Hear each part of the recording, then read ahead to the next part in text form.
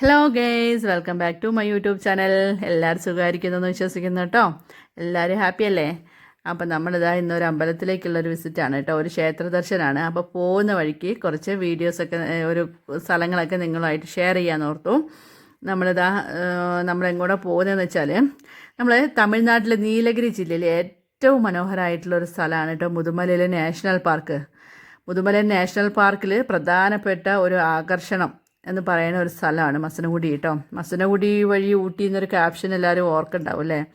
അപ്പോൾ പ്രകൃതി അതിൻ്റെ അപാരതയിൽ കാണണമെങ്കിൽ ഉറപ്പായും പോയി കാണേണ്ട സ്ഥലമാണ് മസനഗുഡി. നാഗരികത അധികം കടന്നു ചെന്നിട്ടില്ലാത്ത വനത്തിനുള്ളിലെ അതിമനോഹരമായ ഒരു ഗ്രാമമാണ് കേട്ടോ അത്. അവിടെ നമ്മൾ പണ്ടുള്ളത് എങ്ങനെയാണോ അതുപോലെ തന്നെയാണ്. അത്രയ്ക്കൊരു ഇമ്പ്രൂവ്മെൻ്റ് ഒന്നും ഇപ്പോഴും ആ സ്ഥലത്തില്ല. അപ്പോൾ അതുകൊണ്ടാണ് അത് നല്ലൊരു പൊളി വൈബാണ് കേട്ടോ കാണാനായിട്ട്. നമുക്കിങ്ങനെ പോകുമ്പോൾ രണ്ട് സൈഡിലായിട്ട് കാണാൻ വേണ്ടി പറ്റും ആനേനെയും അതുപോലെ തന്നെ കടുവ, പുലി, മാന്, ഒട്ടനവധി മൃഗങ്ങൾ നമ്മൾ റോട്ടിലൂടെ യാത്ര ചെയ്യുമ്പോൾ കാണാൻ വേണ്ടി സാധിക്കും കേട്ടോ. മസനഗുഡിയിൽ നിന്നിട്ട് നമ്മൾ പോകുമ്പോഴത്തേന് കാട്ടി എന്ന് പറഞ്ഞാൽ എരുമകൾ കണ്ടില്ലേ? അതുകൊണ്ട് കാട്ടിപ്പോത്തൊക്കെ ഉണ്ട് കേട്ടോ അവിടെ ഇഷ്ടം പോലെ ഉണ്ട്. അത് നോക്കി ഒരു 5-6 അതിന് മുമ്പിലൊക്കെ പോയി പെട്ട് കഴിഞ്ഞാൽ പിന്നെ കഥ കഴിഞ്ഞു. ഇതാണ് മാനുകളായാലും പാവം മാൻകുഞ്ഞുങ്ങൾ എന്തൊരു മനോഹരമല്ലേ കാണാനായിട്ട്. അപ്പോൾ നിറയെ മാൻകുഞ്ഞുങ്ങളൊക്കെ ഉണ്ട് കേട്ടോ. അതുപോലെ തന്നെ ആനേനെ കണ്ടായിരുന്നു. അപ്പോൾ നമ്മളിത് തൊപ്പക്കാട് കഴിഞ്ഞിങ്ങനെ പോയിക്കൊണ്ടിരിക്കുകയാണ്.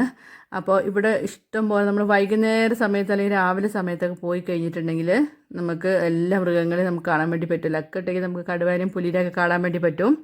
അപ്പോൾ നിങ്ങൾ സമയം കിട്ടുമ്പോൾ ഈ വഴിയൊക്കെ ഒന്ന് വരിക. ഇപ്പോൾ ആണെങ്കിൽ നമ്മൾക്ക് ഈ മാർച്ച്, ഏപ്രിൽ, മെയ് സമയത്തൊക്കെ നല്ല വെയിൽ ചൂടുള്ള സമയമായതുകൊണ്ടാണ് ഇവിടെ ഒരു പച്ചപ്പൊന്നും ഇല്ലാണ്ട് ഇങ്ങനെ ഉണങ്ങി കരിഞ്ഞ ഒരു അവസ്ഥയിലാണുള്ളത് കേട്ടോ. അപ്പോൾ ഒരു മഴയൊക്കെ പെയ്ത് കഴിഞ്ഞിട്ടുണ്ടെങ്കിൽ നല്ല പച്ചപ്പൊക്കെ ആയിട്ട് നല്ല രസമായിരിക്കും കാണാൻ വേണ്ടിയിട്ട്.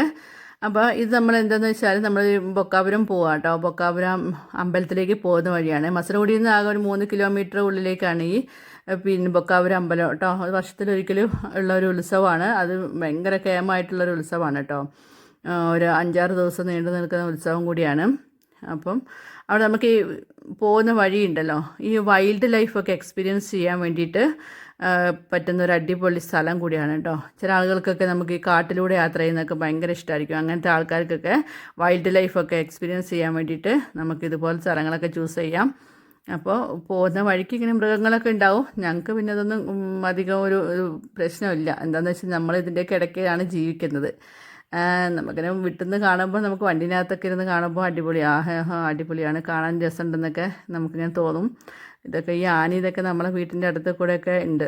അപ്പം നമ്മളതൊക്കെ പൊരുത്തപ്പെട്ട് അങ്ങനെ ജീവിച്ച് പോകണം. നമ്മൾ നീലഗിരിയിലുള്ള ജനങ്ങളുടെ ഒരു എന്താ പറയുക, തീരാത്തൊരു ദുരിതം കൂടിയാണത്.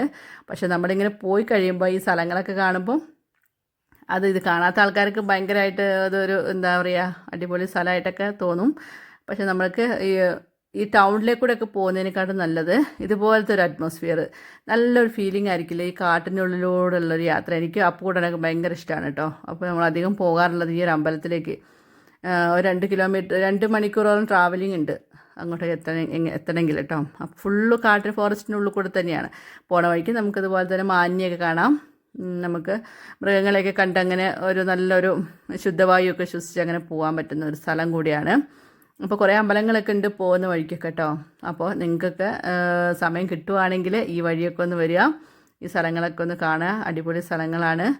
അപ്പോൾ പിന്നെ അതൊക്കെ നിങ്ങളുമായിട്ടൊന്ന് ഷെയർ ചെയ്യാൻ നോക്കുക. ഇഷ്ടപ്പെട്ടാൽ പ്ലീസ് ഒന്ന് ലൈക്ക് ചെയ്യുക,